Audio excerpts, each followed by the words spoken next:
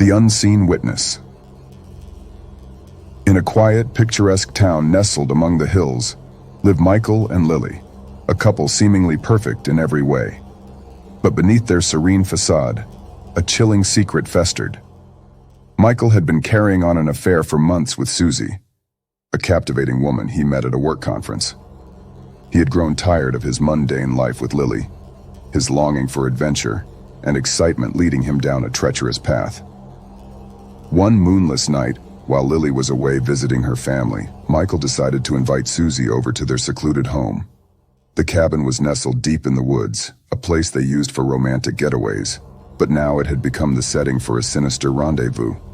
As they shared stolen moments of passion, they were unaware that they were not alone. Unbeknownst to Michael, Lily had returned home early, her plans altered by a sudden family emergency. She approached the cabin cautiously, her heart heavy with suspicion. The night was still, and the air was thick with tension as she silently stepped inside.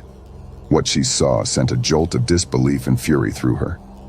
There they were, entwined in an affair that shattered her world. Lily's heartache quickly transformed into a cold rage. She had been betrayed by the man she loved, and the sanctity of their home had been defiled. Her grief ignited a fire within her, a fire that demanded retribution. Lily retreated from the cabin, her mind racing. In her distraught state, she couldn't think clearly, but she was consumed by a need for vengeance. She knew that Michael's betrayal had brought this upon him, and she had to make him pay. Gathering her strength, Lily returned to the cabin. She crept inside and retrieved a heavy cast-iron skillet, a family heirloom. It felt cold and unforgiving in her trembling hands. Her heart was torn between the love she had for Michael and the all-encompassing rage that had taken hold of her. As she re-entered the bedroom, her approach was soundless, her resolve unbreakable. She stood at the edge of the bed, the quilt concealing her presence. Her breathing was slow and measured, her hands trembling with the weight of her decision. Then with a swift and savage strike, she brought the skillet down upon Michael's head. The sound of the impact was grotesque, a sickening thud that reverberated in the small room. Michael's body twitched, and then lay still.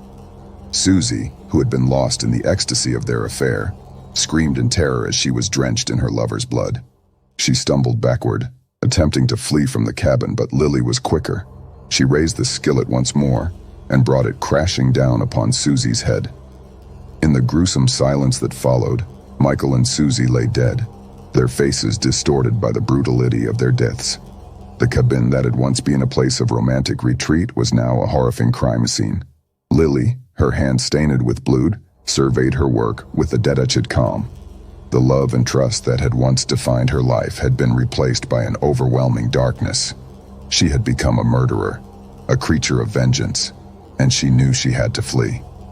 Lily disappeared into the night, leaving behind the life she had known. The town was shaken by the gruesome discovery, and the authorities launched a manhunt.